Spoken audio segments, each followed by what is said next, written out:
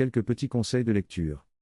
Quand vous lisez un texte d'enseignement, qui est un texte qui décrit, qui analyse, qui explique.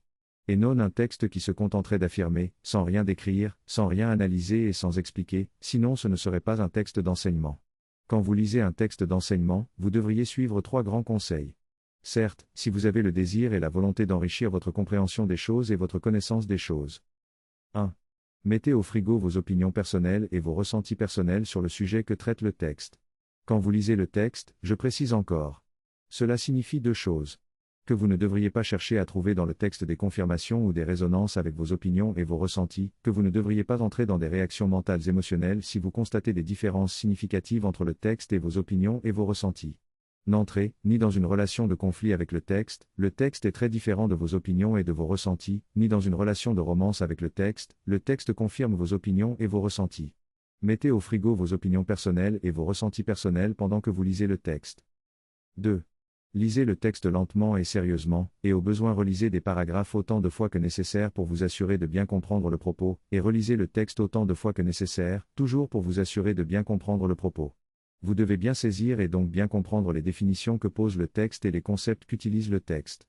Et vous devez bien saisir et donc bien comprendre les raisonnements que déploie le texte.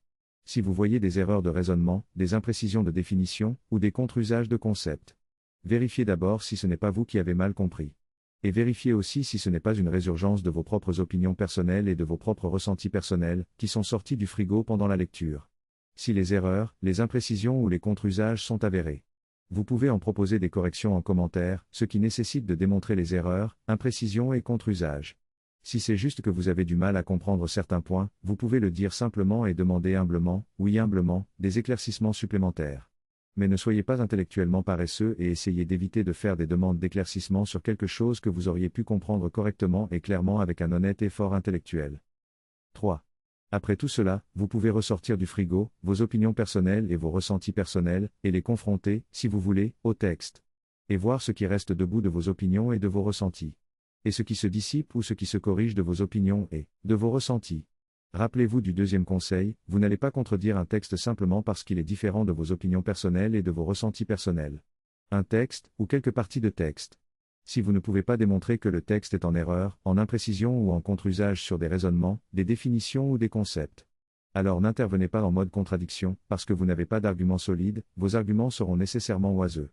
Et se lancer dans des arguments oiseux, cela fait perdre du temps à tout le monde. En plus de faire la démonstration de votre manque d'honnêteté intellectuelle.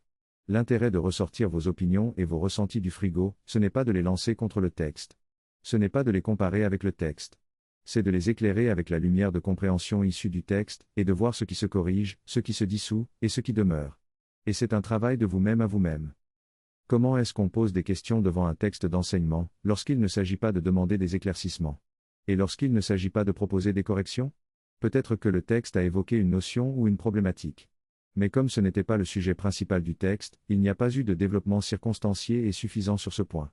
Si c'est un point qui vous intéresse, vous pouvez demander quelques développements et poser quelques questions pour indiquer les éléments précis sur lesquels vous voudriez un développement. Si vous ne parvenez pas à comprendre une ligne de raisonnement, avant de vous lancer dans la contradiction gratuite, et si vous ne parvenez vraiment pas à comprendre cette ligne de raisonnement malgré vos efforts, faites une demande d'explication supplémentaire. Et gardez vos opinions et vos ressentis au frigo. Le je ne suis pas d'accord parce que j'ai une autre idée sur ça, ce n'est pas un argument. Rappelez-vous en toujours. Et les je pense que. Je crois que. Je préfère penser que. Je préfère croire que. Ce qui me parle c'est plutôt. Etc. Ne sont pas des marqueurs de raisonnement rationnel, ce sont des marqueurs de préférence émotionnelle et mentale. Cela augure souvent d'arguments oiseux. Enfin, si le texte vous a permis d'avoir une compréhension plus claire ou plus profonde, et d'affiner vos connaissances sur un sujet, rien ne vous interdit de remercier, si vous en sentez l'élan, par un like ou par un commentaire de remerciement.